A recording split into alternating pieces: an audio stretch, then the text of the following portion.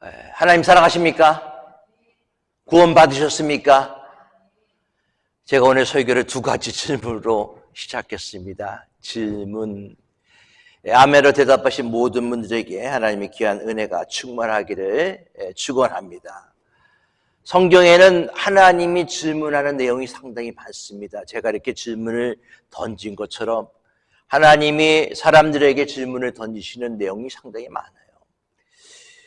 하나님이 뭘 모르기 때문에 질문을 던지시는 건 아닌 것 같습니다. 그렇죠? 하나님은 전지전능하신 하나님이시기 때문에 질문을 던지신 의도와 목적이 분명히 있습니다. 그것은 그 질문을 통해서 우리로 하여금 깨닫고 또 하나님의 뜻을 발견할 수 있도록 질문을 던지신다는 거죠. 또 내 자신이 어떤 믿음을 가지고 있는가, 또 어떻게 살아야 되는가 하나님이 알기 하시기 위해서 질문을 던지시는 경우가 많습니다. 예수님도 마찬가지예요. 사복음서에 보면은 예수님이 질문을 던지시는 경우가 상당히 많이 있습니다. 그 질문에 솔직하게 우리가 대답을 할 필요가 있어요. 예수님이 사람에게 던지시는 질문, 그 질문이 이때 당시에 사람에게 던지는 질문이 아니라 오늘날 살아가는 우리에게도 그 질문이 똑같은 질문을 주님께서 던지신다라고 생각할 때 주님이 주시는 놀라운 또한 사랑과 또한 은혜를 받을 수 있을 줄 믿습니다.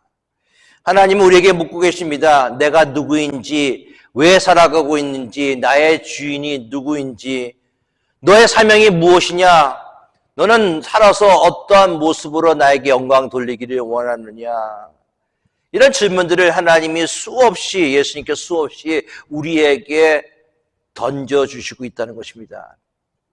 만약에 이런 질문들이 여러분들이 받지 못하다면은 어떻게 본다면 하나님과 가까운 관계가 아니라고 얘기할 수 있어요. 하나님과 가깝게 또한 하나님과 동행하고 하나님 말씀대로 살아가는 사람들에게 하나님은 이런 질문들을 수없이 던져주신다는 거예요. 이런 질문을 받을 때 과연 하나님의 뜻이 무엇인가라는 것을 분명히 알 필요가 있습니다. 오늘부터 여러분들과 함께 예수님이 복음서에서 제자들에게 아니면 사람들에게 던진 그 질문을 통해서 같이 말씀을 나누기를 원합니다. 그 질문들이 우리에게 던지는 질문하고 똑같은 질문이에요. 그 질문을 통해서 주님의 뜻이 무엇이고 또한 내 자신이 그 질문에 대답함을 통해서 다시 한번 하나님과 함께 동행하며 하나님의 귀한 은혜를 깨달을 수 있는 그런 시간들이 될 수 있기를 바라겠습니다. 사복음서에서 예수님이 얼마나 많은 질문을 하셨는가. 어떤 신학자는 307개의 질문을 하셨다라고 얘기하는 사람이 있어요. 그러나 다른 신학자들은 아니다, 173개다라고 얘기하는 사람이 있습니다. 정확하게 얼마나 많은 질문을 예수님이 하셨는지 우리가 알 수가 없습니다. 그 이유는 무엇이냐면 이쪽 복음서에는 마태복음에서는 질문이라고 했는데 다른 복음서에는 질문이 아닌 경우가 있어요. 그러니까 좀 애매모호한 경우가 상당히 많이 있습니다. 이것을 질문으로 이야기할 수 있을 것인지 아니면은 그냥 일반적인 예수님의 말씀으로 이해할 수 있을 것인지 우리가 정확하게 파악되지 않아서 그렇습니다. 그래서 307개, 173개 각각 신학자들이 세는 방법에 따라서 달라지고 있습니다. 그러나 오늘 본문에 있는 말씀은 어떤 신학자들도 공통된 그런 질문입니다. 예수님께서 공생애를 처음 시작하시면서 던지신 질문이 오늘 본문의 말씀이에요. 첫 번째 질문입니다. 그 질문이 무엇이죠? 무엇을 구하느냐? 한번 따라하겠습니다. 시작. 무엇을 구하느냐? 영어로는 What are you looking for? 이렇게 되고 있어요. 자, 누구에게 합니까? 세례 요한 제자들에게 합니다. 35절, 38절 말씀 같이 봅니다. 또 이튿날 요한이 자기의 제자 중 두 사람과 함께 섰다가 예수께서 거니심을 보고 말하되 보라 하나님의 어린 양이로다. 두 제자가 그의 말을 듣고 예수를 따르거늘 예수께서 돌이켜 그 따르는 것을 보시고 물어 이르시되 무엇을 구하느냐? 이르되 랍비여 어디 계시오니까 하니 랍비는 번역하면 선생이라. 세례 요한이 자기 제자 중 두 사람과 함께 섰습니다. 그때 예수님이 길을 걸어가시는 거예요. 거기서 봅니다. 세례 요한이 예수님이 가시는 것을 보시고 난 다음에 이렇게 얘기합니다. 보라, 하나님의 어린 양이로다 라고 얘기하고 있어요. 하나님의 어린 양, 유월절 어린 양을 기억하게 하는 말씀입니다. 이스라엘 백성들이 죄의 용서를 받기 위해 성전에서 어린 양을 죽여 하나님께 바치면서 죄 은총, 죄 구속을 받았다는 것을 상기시키는 바로 그 모습대로 예수 그리스도가 이 세상에 오셨다는 거예요. 하나님께서 이스라엘 백성을 죄악에서 구원하기 위해 보내신 구원자라는 것입니다. 제자들은 생각했어요. 아, 저분이 우리가 수백 년 동안 기다리던 메시아인가? 그리스도인가? 저분이 정말 우리를 담당하시는 분이신가? 저분이 정말 하나님께서 보내신 분인가? 저분께서 우리 스승 세례 요한이 항상 말씀하셨던 분이 바로 저분이신가? 그런 생각을 가지게 됐어요.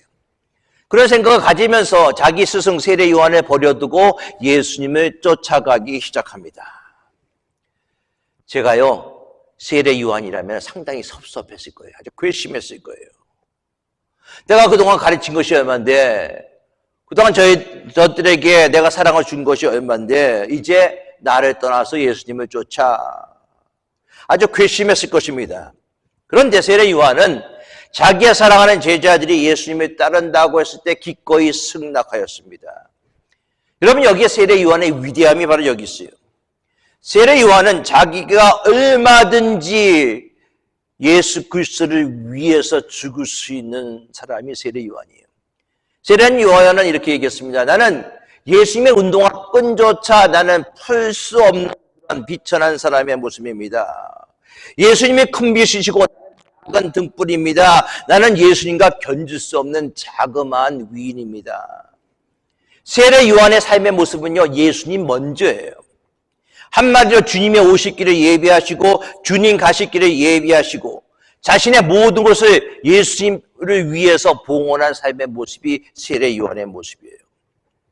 예수님을 너무나 사랑했기 때문에 자기의 제자들이 예수님을 따라간다라고 이야기했을 때 기꺼이 자기의 제자들을 예수님께 보낸 자가 바로 세례 요한의 모습이었습니다. 누구를 위해서? 예수님을 위해서 모든 것을 다 내려놓는 거예요. 여러분, 우리의 모습이 그렇게 돼야 됩니다. 예수님을 위해서 모든 것을 다 버릴 수 있는 그런 모습이 될 수 있기 바라겠습니다. 38절 봅니다. 예수께서 돌이켜 그 따르는 것을 보시고 물어 이르시되 무엇을 구하느냐? 이르되 랍비여 어디 계시오니까 하니 랍비는 번역하면 선생이라. 예수님께서 뒤따라오는 제자들에게 몸을 돌려 물으셨습니다. 도대체 왜 나를 따라오려나? 너희들이 구하는 것이 무엇이냐? 너희들이 찾는 것이 무엇이냐라고 물어보시는 거예요. 여러분들, 오늘 예수님 앞에 오늘 예배 드려 나온 우리들에게도 예수님이 동일한 질문을 하고 계십니다. 무엇 때문에 예수님을 믿는가? 너의 인생의 목표가 무엇인가? 왜 오늘 예배에 나왔는가? 무엇을 구하는가? 무엇을 위해서 기도하는가? 무엇을 얻으려고 신앙생활을 하고 있는가? 정말 주님이 가신 그 길을 따라갈 수 있는가? 아니면 너의 욕망을 채우기 위해서 이 자리에 왔는가? 여러분, 왜 교회 나오셨습니까? 왜 예수님 믿으십니까? 왜 예배 드리십니까? 무엇을 구하고 무엇을 찾으려 주일에 주님 앞에 나왔습니까? 하나님이, 예수님이 우리를 향해 물어보고 계시는 거예요. 무엇을 구하느냐라고 물어보시는 것입니다. 마가복음 10장에 보면 예수님의 제자인 야고보와 요한이 예수님을 찾아와서 요청을 합니다. 무엇이든지 우리가 구하는 것을 이루어 주십시오 라고 요청을 해요. 오늘 대다수의 믿는 사람들이 바로 이런 모습 아닙니까? 우리가 무엇을 구하든지 하나님 들어주시기 원합니다. 우리가 무엇을 구하든지 하나님 응답해 주시기를 원합니다. 그것이 우리의 모습 아닙니까? 뭐든지 나의 생각대로 하나님이 응답해 주셔야 돼요. 예수님이 응답해 주셔야 됩니다. 하나님, 예수님의 뜻과는 전혀 상관없습니다. 내 마음에 맞아야지만 내가 신앙생활합니다. 내 마음에 맞아야만 내가 헌신합니다. 그것이 우리의 모습이라는 것이죠.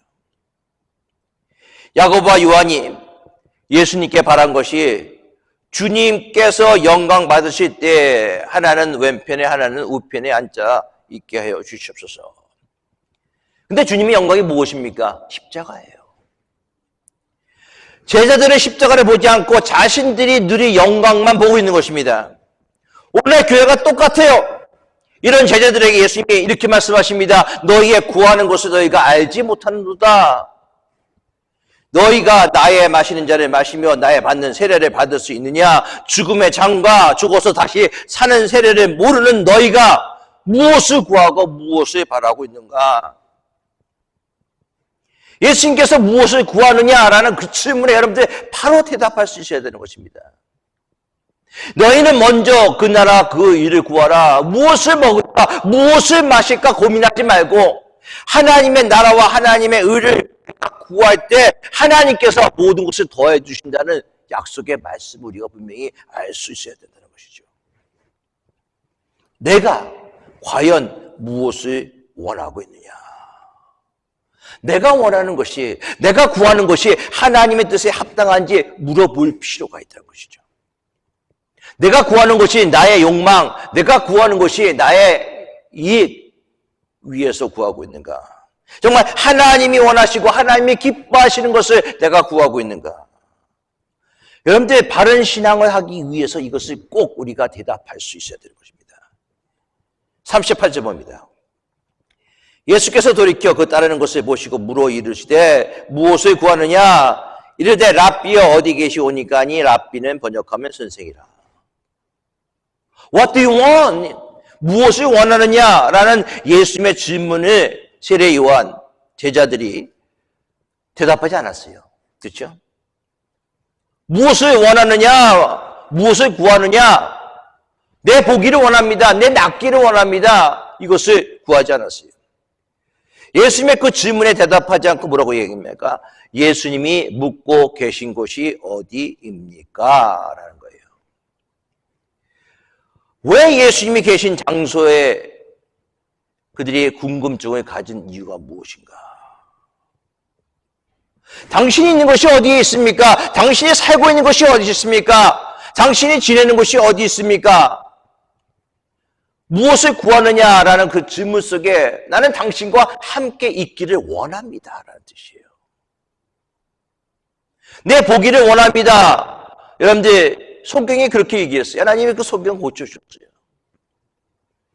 제자들이 무엇을 구하느냐라고 얘기했을 때 당신이 계신 곳을 알기를 원합니다 라고 얘기하고 있어요. 계시다라는 그 단어는요 헬라어로 메노라는 단어를 사용하고 있습니다. 이 메노라는 단어는 요한복음에 우리가 요한복음 1장 보잖아요. 요한복음에 요한복음 15장에 내 안에 거하라. 거하다는 그 단어가 메노예요. 같은 단어입니다. 요한복음 15장 5절에 나는 포도나무여 너희는 가지라. 그가 내 안에 내가 그 안에 거하면 사람이 열매를 많이 맺나니 나를 떠나서는 너희가 아무것도 할 수 없습니다. 예수님 안에 거한다. 메노예요. 예수님 어디에 계십니까? 메노라는 단어를 사용하고 있어요.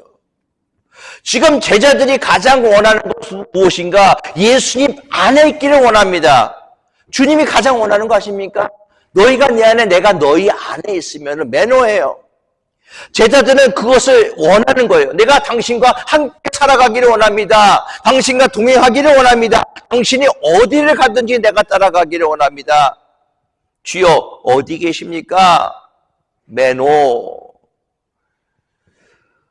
여러분들 우리의 믿음의 모습이 그렇게 돼야 돼요. 단순한 것을 구하는 것이 아니라 하나님과 예수님과 함께 거하는 삶. 매일매일 예수님과 동행하는 삶. 그 메노의 삶이 우리에게 있어야 된다는 것입니다. 39절에 보면은 예수께서 이르시되 와서 보라. 그러므로 그들이 가서 계신 곳을 보고 그날 함께 거하니 때가 제 10시쯤 되었더라. 예수님은 어디 계신지 묻는 제자들의 의도를 아셨어요. 그러고 난 다음에 와서 보라라고 얘기합니다. 영어로 보니까 세 마디죠. Come and see.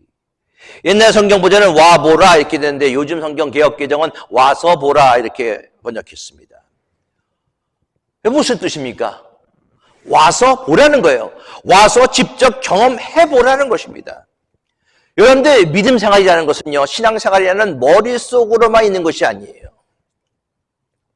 분석하는 것이 아닙니다. 목사님의 설교가 이랬다 저랬다 분석하는 것이 아니라 진정한 것은 무엇인가? 하나님의 말씀을 내가 들을 때 그 말씀 속에서 내가 적용을 해서 그 말씀 속에 빠져 들어가는 거예요. 말씀과 함께 살아가는 것입니다. 여러분들 인격적인 예수님을 만나서 거리에서 말씀 속에서 인격적인 예수님을 만나서 함께 뒹굴고 함께 웃고 함께 기뻐하고 함께 슬퍼하는 삶의 모습이 진정 예수님께서 우리에게 원하시는 믿음의 삶의 모습이라는 것입니다. 예수님은 내가 사는 곳은 동굴이다라고 말씀하셨어요. 주님은 집이 없으신 분입니다. 예수님이 사시는 집은 아주 볼품없는 집이에요. 그런데 예수님께서 와서 보라라고 하신 것은 단지 와서 내가 사는 것을 보라, 얼마나 누추한지 보라, 이 뜻이 아니에요, 여러분. 와서 보라는 것은 내 자신을 보라는 거예요. 너희가 그토록 찾고 있었던 메시아가 바로 나다. 너희가 와서 보라, 내 사는 것을 보는 것이 아니라 내 말을 보고 내 숨결을 체험하고 직접적으로 나를 체험하는 삶을 살아가라 라고 얘기하고 있습니다. 그것이 진정한 믿음의 모습이라는 것이죠. 우리의 머리가 아니에요, 여러분들. 예수님께서는 오늘 이 시간 여러분들을 초청하십니다. 무엇을 구하느냐? 내 주님이 계신 곳을 내가 보기를 원합니다. 가기를 원합니다. 주님과 동행하기를 원합니다. 같이 살기를 원합니다. 그래, 그럼 와서 봐. 와서 보고 나와 함께 살자. 나와 함께 동행하자. 나와 함께 얘기하자. 주님께서 오늘도 여러분들을 초청하고 계시는 것입니다. 와서 보라는 말에 제일 먼저 반문한 사람은 오늘 성경은 안드레라라고 얘기하고 있습니다. 와서 보라라는 내용은 상당히 중요해요. 이 말씀을 통해서 우리가 얘기하기를 안드레가 와서 보라라는 예수님의 그 말씀을 그가 배우고 난 다음에 베드로에게 찾아가서 얘기합니다. 내가 메시아를 만났다, 와서 보라. 나단에게 찾아갑니다. 내가 메시아를 만났다, 와서 보라라고 얘기해요. 여러분들 다른 사람에게 전도하는 방법은요 간단합니다. 내 안에 살아계신 예수님을 진정으로 만났고 예수님과 동행하는 삶을 살았다면은 다른 사람들에게 얘기하는 거예요. 와서 보세요. 교회가 10,000명이 되든 교회가 1명이 앉아있든 교회가 100명이 앉아있든 상관없습니다. 예수를 만나기를 원합니다. 여러분 와서 예배를 드리십시오. 와서 예수님을 만나십시오 라고 얘기하는 거예요. Come and see. 예수님에게 가까이 나아가야 됩니다. 함께 거해야 되고 함께 있어야 되는 것입니다. 예수님의 숨소리를 듣고 예수님의 말씀을 듣고 예수님의 삶을 보면서 닮아가야 된다는 것이죠. 여러분 신앙의 기쁨이 있습니까? 예수님 믿고 예수님 만난 영적인 감격이 있습니까? 만약에 그렇게 되기 원한다면 와서 보라 하실 때 예수님께 가까이 나아가야 되는 거예요. 예수님의 말씀을 읽어야 됩니다. 말씀대로 순종해야 됩니다. 내 인격과 예수님의 인격이 부딪혀야 되는 거예요. 이러한 인격과 인격의 만남 속에 사랑이 있고 기쁨이 있고 감격이 있는 것입니다. 여러분들 그것을 놓치게 되면요 예수님께서 와서 보라라고 얘기했을 때 우리는 먼 발치에서만 보는 거예요. 예배드리고 기도도 하고 가끔 말씀도 보지만 내 것이 안 되는 이유가 바로 거기에 있습니다. 그냥 신앙의 모습이요 내 아버지의 신앙이에요. 내 어머니의 신앙입니다. 내 친구의 신앙이에요. 내 남편, 내 아내의 신앙으로 멈춰 있을 수밖에 없다는 것이죠. 그저 신앙의 모습이 주일날의 신앙밖에 여러분들이 멈출 수밖에 없다는 거예요.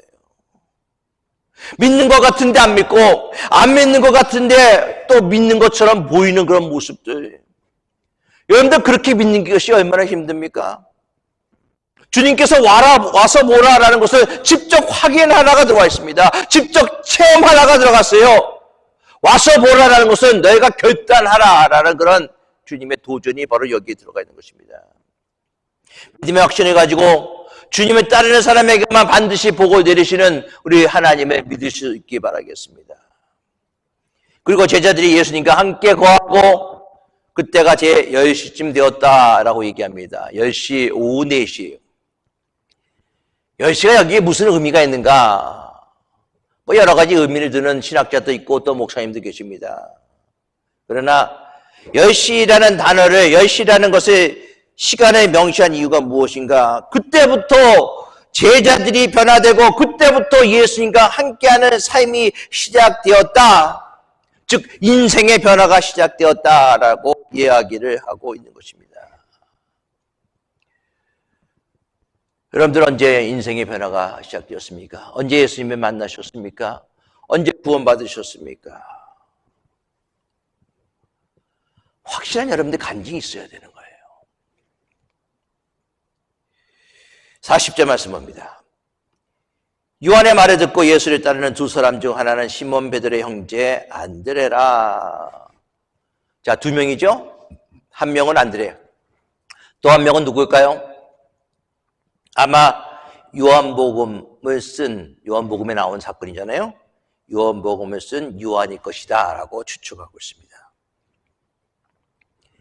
그들은 예수님과 교제를 통해서 예수님과 함께 시간을 보내면서 통해서 예수님이 메시아다, 예수님이 그리스도다라는 확신을 가지게 됐습니다. 그래서 안드레가 제일 먼저 한 것이 무엇인가? 전도예요. 41절, 42절입니다. 그가 먼저 자기의 형제 시몬을 찾아 말하되 우리가 메시아를 만났다고. 메시아는 번역하면 그리스도라. 데리고 예수께로 오니 예수께서 보시고 이르시되 내가 요한의 아들 시몬이니 장차 게바라리라 하시니라. 게바는 번역하면 베드로라. 여러분들 오늘 이 말씀은요, 우리가 드라마나 영화를 볼 때 각색이라고 하잖아요. 좀 각색할 필요가 있어요. 너무 밋밋해요. 그렇죠? 자, 우리가 메시아를 만났다. 뭐 이거 성경 말씀이니까 그냥 그렇게 쉽게 짧게만 우리가 기록할 수 있습니다. 좀 각색해 볼까요? 베드로 형, 나 메시아를 만났어. 우리가 그토록 고대하고 그토록 우리가 강구했던 메시아를 만났어. 구원자도 만났어. 형 빨리 와. 왜 머뭇거려? 빨리 가자고. 예수님이 저기 계시다니까는 빨리 가자 빨리. 왜 그러고 있어? 뚫을 수 없어. 아마 안드레가 여러분들 그렇게 얘기했을 거예요. 여러분들 제가 각색한 그 내용에 설렘이 느껴지십니까? 안드레는요, 가슴속에 막 설렘이 있어요. 나의 형 베드로를 조금 더 일찍 예수님을 만나게 해주고 싶다. 나 주님 만났어. 나 예수님 만났다니까 빨리 가자 형. 여러분 예수님 만나고 난 다음에 제일 먼저 우리 마음속에 드는 게 뭔지 아세요? 너무 좋아요. 예수님 만나서. 너무 기뻐요. 그러고 난 다음에 그 기쁨을 아직도 예수님을 모르는 내 형제, 내 부모, 내 주변의 친구들에게 전하고 싶은 마음이 있다는 거죠. 안드레가 그런 마음이 있는 거예요. 여러분 전도를 하기 위해서 무엇이 있어야 되는지 아십니까? 뭐 용기요? 아니에요. 뭐 그것도 있어야 되겠죠. 전도를 잘 하기 위해서 가장 중요한 것이 무엇이냐면 예수님, 여러분들이 믿고 있는 예수님이 자랑스러워야 돼요. 여러분들이 믿고 있는 예수님을 여러분들이 기뻐해야 돼요. 내가 예수님 믿으면서 기쁨이 내 속에 없어요. 그러면 어떻게 전도합니까? 전도는 여러분 예수님이 너무 좋아야 돼요. 너무 기뻐야 돼요. 예수님을 믿으면서 괴로워한다면은, 예수님을 믿으면서 내 마음이 항상 허한 마음이 있다면은, 예수님 믿으면서 내가 항상 한숨만 푹푹 쉬고 있다면은, 여러분들 어떻게 예수님 전합니까? 아니에요. 내 안에 계시는 예수님 너무나 소중하기 때문에, 너무나 좋기 때문에, 하나님, 내 형 베드로가 빨리 예수님 만나기 원합니다. 하나님, 내 누나가 빨리 예수님 만나기 원합니다. 내 엄마, 내 아빠가 빨리 예수님 만나기 원합니다. 내가 받은 축복을 저 사람도 받기를 원합니다. 그런 마음이 있어야지만 여러분들 전도할 수 있는 거예요. 전도가 힘들다고요? 아니에요. 여러분들 마음에 그런 마음이 있었거나 또한 있고도 지금은 다 식어버린 거예요. 그래서 전도를 하기가 힘들다라고 얘기하는 거예요. 안드레가 베드로를 데리고 예수님께 옵니다. 예수님은 베드로를 보고 이렇게 얘기합니다. 내가 요한의 아들 시몬이니 장차 개발하리라. 시몬, 아주 흔한 이름이에요. 그때 당시에. 많은 사람이 길거리에 나가서 시몬! 그러면은 10명 중에 5명은 네! 하고 아마 손을 들었을 거예요. 옛날에 여러분들 초등학교 때, 국민학교 때 여러분들이 다니신 연도를 보면 초등학교, 국민학교인지 제가 해갖고 한 반에 80명 이렇게 있어요. 70명. 그러면서 철수야! 라고 얘기하면 철수 3-4명이 손을 듭니다. 그만큼 흔한 이름이죠. 시몬도 흔한 이름입니다. 그런데 시몬이라는 이름은 흔한 이름이지만 불완전한 이름이지만 예수님은 그를 보시고 장차 너를 개발하리라. 그 미래를 보시는 거예요. 그 마음을 보시는 것입니다. 우리는 사람을 볼 때요, 현재 그 사람이 있는 모습만 봅니다. 그렇죠? 그 사람의 환경만 봐요. 그 사람의 가능성을 보지 못합니다. 볼 수가 없겠죠. 사람이기 때문에. 그러나 예수님은 그것을 보신 분이에요. 그렇다면 예수님께서 여러분들이 보실 때 무엇을 보실까요? 지금 있는 그대로의 모습이에요. 우유부단하고 바보 같고 한심하고 예수님 잘 비치지도 않고 그런 모습이에요? 아니에요. 예수님 여러분들 보실 때 여러분들이 어떻게 변화됐고 하나님께 쓰임을 받을 것인가 그것을 보고 계시다는 것이죠. 지금은 우유부단한 성격을 가진 자지만은 내가 베드로를 내가 시몬을 보니까 이 사람은 반석학 같은 사람이다. 내가 너를 반석이라고 부르겠다라고 얘기하는 거예요. 너의 이름은 사울이지만은 네가 예수님을 만나고 난 다음에 너는 바울이다라고 예수님께서 그렇게 말씀하시는 거예요. 지금은 아브라함이지만은 장차 너를 열국의 아버지 아브라함으로 만들겠다 말씀하시는 거예요. 지금은 아무것도 아닌 것 같은 살이지만 그러나 내가 너를 열국의 사라로 만들겠다라고 말씀하시는 거예요. 인생이 바뀌어지는 것이죠. 그 인생이 바뀌는 그 시점이 무엇인가? 바로 예수님을 만날 때 우리의 인생이 바뀌게 된다는 것입니다. 우리가 이 땅에 살면서 그런 베드로를 연결해 준 사람이 누구예요?